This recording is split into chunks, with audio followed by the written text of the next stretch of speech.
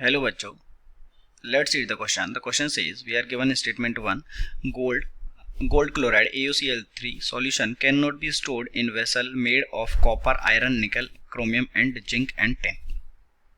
So question बोला गया कि जो AuCl3 है इसको कॉपर, आयरन, निकल और इनसे जो बने हुए वेसल्स होते हैं उनमें नहीं रखा जा सकता। इस जो रीजन है वो हमको गिवन है स्टेटमेंट 2 के रूप में कि जो गोल्ड है वो एक बहुत ही प्रीसियस मेटल है।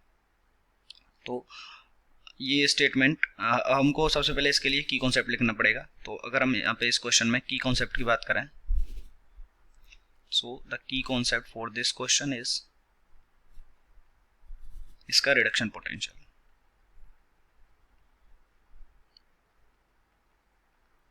Reduction potential, so we know that कि जो Au होता है गोल्ड, तो जो गोल्ड का रिडक्शन पोटेंशियल है वो जो हमको क्वेश्चन में मेटल्स गिवन है Fe, Cu, निकल, इनसे क्या होता है, ज़्यादा होता है। तो इसका खुद का नेचर क्या रहेगा, अगर रिडक्शन पोटेंशियल ज़्यादा है तो रिड्यूस होने का। और अगर हम इसके ऑक्सीडेशन पोटेंशियल की बात करें तो ऑक्सीडेशन जो पोटेंशियल है वो इसका कम होता है गिवन जो मेटल्स हैं उनसे, क्योंकि इलेक्ट्रोकेमिकल सीरीज में ये Cu और Fe से Au नीचे आता है। तो अगर इनका ऑक्सीडेशन पोटेंशियल ज़्यादा है तो ये मेटल क्या हो जाएंगी, ऑक्सीडाइज हो जाएंगी। इनकी जो नेचर है वो किसके लिए रहेगी, ऑक्सीडेशन के लिए रहेगी। तो जब अगर हम इसको स्टोर कर भी देंगे तो क्या होगा, जो AuCl3 है उसमें Au कितने में है, अभी +3 ऑक्सीडेशन स्टेट में है।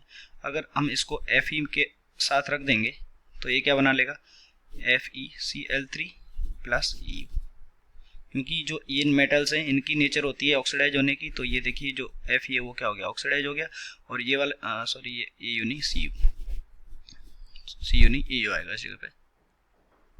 तो ये जो Au है, ये जो पहले Au +3 में था, अब ये Au किस में आ जाएगा, सिर्फ Au में आ गया। तो आप देखेंगे यहाँ पे ये 0 है, ये +3 है, तो ये क्या हो गया, रिड्यूस हो गया। ओके, सो ये रिड्यूस हो सकता है, इसलिए ये तो इसका रीजन हो गया। और क्वेश्चन बोला गया gold is a very precious metal, ये स्टेटमेंट भी बिल्कुल करेक्ट है। बट आप देखेंगे कि ये इसका करेक्ट एक्सप्लेनेशन नहीं है, इस वजह से ऐसा नहीं है कि इस वजह से हम इसको स्टोर नहीं करते। So statement 1 is true, statement 2 is true and statement 2 is not a correct explanation for the statement 1. So option number B is correct. Hope you understood it well. Best of luck.